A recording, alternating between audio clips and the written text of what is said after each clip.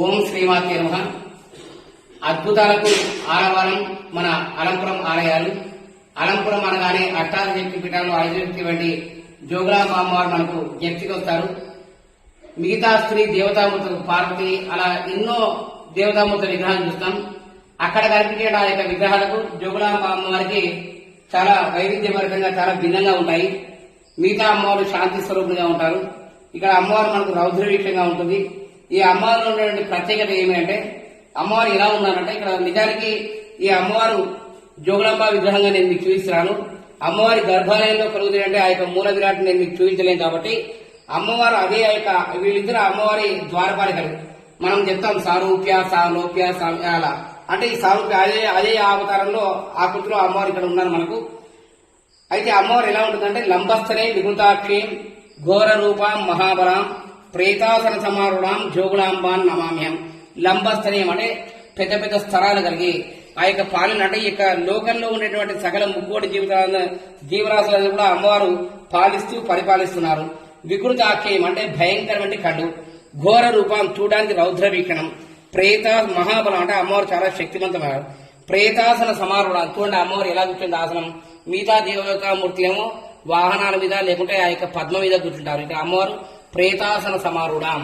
అమ్మవారి శిరస్సు మీద మీరు బాగా గమనించాలి. బల్లి తేలు గుడ్లగూబ కపాలం ఉంటుంది. అమ్మవారి అష్టోత్తరంలో కూడా బల్లి వృచ్చిక గూకాది శిరోలంకార మండితాయన మనమ. ఎందుకు వీటిని అమ్మవారి ఇక్కడ ధరించిందంటే బల్లి అనేది శకునానికి సంకేతం. మన యొక్క శరీర భాగంలో ఎక్కడైతే ఏ భాగంలో ఆ యొక్క బల్లిపాడు పడుతుందో ఆ యొక్క శకునాలు అంటే శుభం కావచ్చు అశుభం కావచ్చు అంటే శకునానికి సంకేతంగా. అదేవిధంగా తేలు అనేది త్యాగానికి ప్రతీకంగా చెప్పుకోవచ్చు. మీరు బాగా గమనించాలి. తేలు ఎప్పుడైతే తన యొక్క పిల్లలను ఇక్కడ మనం గమనించే విషయం అంటే తేలు ఒకేసారి 80 నుంచి 100 దాకా పిల్లలను పెడుతుంది. వాటి వీపు పైన వేసుకుని వెళ్తూ ఉంటుంది. ఎప్పుడైతే ఆ యొక్క పిల్లలు తేలు వాడికి జన్మ ఇచ్చిందో అవి విపరీతమైన ఆకలి మీద ఉంటాయట. ఆకలి నుండి ఏం చేస్తాయంటే చివరికి అది ఆ యొక్క తల్లి శరీరాన్ని మొత్తం కూడా తినేస్తాయి. అంటే కనీసం తల్లి యొక్క రూపాన్ని చూడకుండా అంటే తల్లి ఎప్పుడైతే వాడికి ఆ యొక్క శిశువులకు జన్మనిస్తుందో త్యాగానికి ప్రతీకత అంటే వాళ్ళకి జన్మనిచ్చే ఆ యొక్క త్యాగానికి ప్రతీకత. అంటే ఇక్కడేమో శకునానికి సంకేతం, ఇక్కడేమో త్యాగానికి ప్రతీకత.